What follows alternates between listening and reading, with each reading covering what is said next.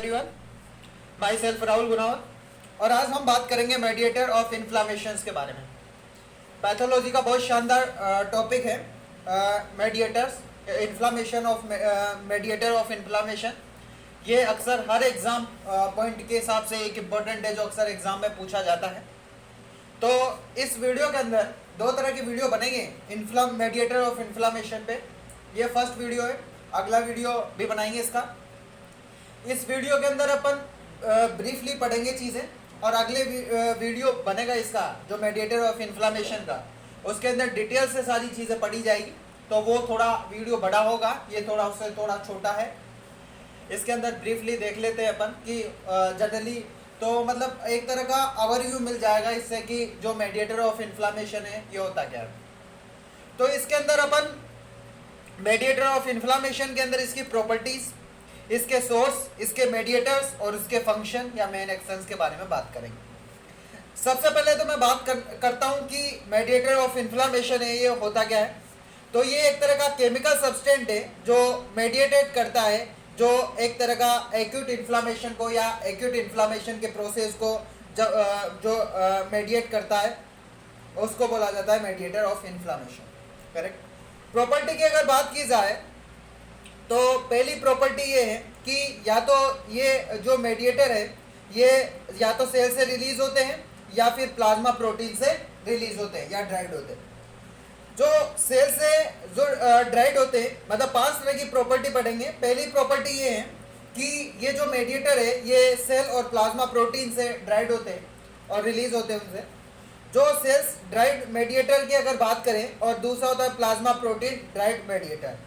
तो जो cell dried mediator होता है ये मतलब रिलीज हो जाता है, या तो ये सेल ग्रेनुअल्स के अंदर स्टोरेज हो जाए या फिर ये सेल्स के अंदर सिंथेसिस हो जाए। दो कंडीशन है इसकी, या तो सेल ग्रेनुअल्स के अंदर स्टोरेज हो जाए या सेल्स के अंदर सिंथेसाइज हो जाए।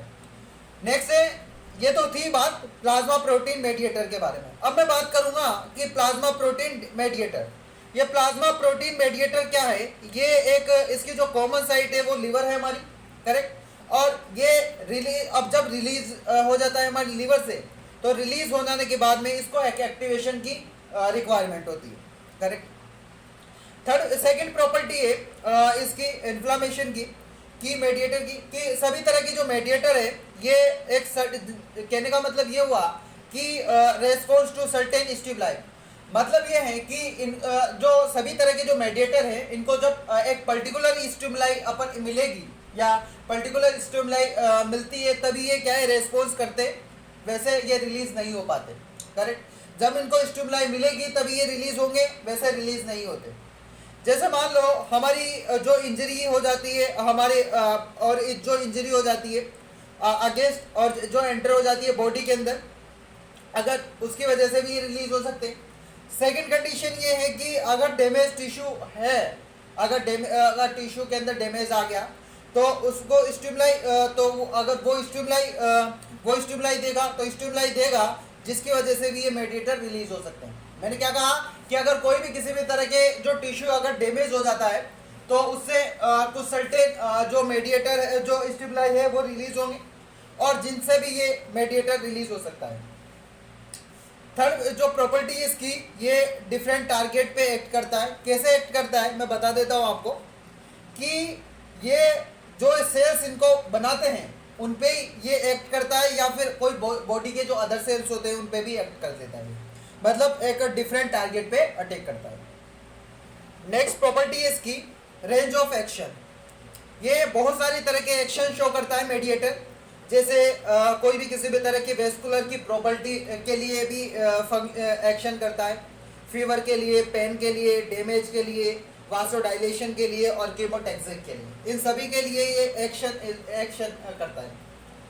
नेक्स्ट है कि ये इनकी जो लाइफ स्पेन होती है वो बहुत शॉर्ट होती है और जब इनकी लाइफ स्पेन शॉर्ट होती है मेडिएटर की तो ये हमारे मतलब ये रिलीज हो जाता है बहुत फास्ट रिलीज भी हो जाता है। जब ये अब लाइफ स्पेन शॉर्ट है इसकी तो दिमाग वाली बात है कि दिमाग लगाने वाली चीज़ है कि ये जब रिलीज हो जाते हैं, रिलीज हो जाने के कुछ टाइम बाद ये एक जो मैकेनिज्म जो बहुत सारे मतलब मैकेनिज्म शो करने के इसका पर्टिकुलर एक एक्शन परफॉर्म करने के बाद ये क्या है डैमेज हो जाते हैं, करेक्ट। और ये जो डैमेज होता है ये बहुत सारे तरह के मैकेनिज्म है इसके डैमेज होने के, ये रिमूव होने के, जैसे एंजाइम का इनएक्टिवेशन हो जाए जिसके कारण भी ये एक इसकी जो लाइफ स्पेन है वो शॉर्ट हो सकती है। एंटीऑक्सीडेंट की वजह से भी हो सकती है क्योंकि लाइफ स्पेन शॉर्ट है, मतलब इसका ये रिलीज हुए इसने एक्शन किया, एक्शन इस करने के बाद ये कुछ एंजाइम की इनएक्टिवेशन के कारण भी डैमेज हो सकते हैं, क्या एंटीऑक्सीडेंट के कारण भी डैमेज हो सकते हैं। तो अपने बात तो कर ली कि जो कोई भी किसी भी तरह के जो मेडिएटर ऑफ इन्फ्लामेशन की प्रॉपर्टी अपने देख ली। अब बात करते हैं 5 तरह की प्रॉपर्टी देखी। तो जो पहली प्रॉपर्टी थी उसके अंदर था कि जो मेडिएटर है वो या तो सेल से रिलीज हो जाते हैं या प्लाज्मा प्रोटीन से रिलीज हो जाते हैं।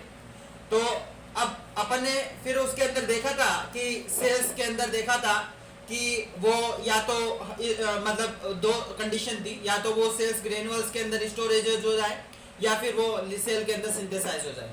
प्लाज्मा प्रोटीन की अगर बात की जाए, प्लाज्मा प्रोटीन ड्राइव की एक बात की थी तो मैंने कहा था कि ये कॉमन साइट है लिवर के अंदर और ये रिलीज हो जाता है, रिलीज हो जाने के बाद इसको एक्टिवेशन की रिक्वायरमेंट होती है। अब बात करते हैं इसके सोर्सेस और इसके मेडिएटर और इसके मेन एक्शन के बारे में बात करेंगे। सबसे पहले अगर मैं बात करूं सेल ड्राइव की, तो सेल ड्राइव 3 तरह के सोर्सेस और सेल्स रिलीज कर देता है। फर्स्ट है मस्ट सेल्स, बेसोफिल और प्लेटलेट्स।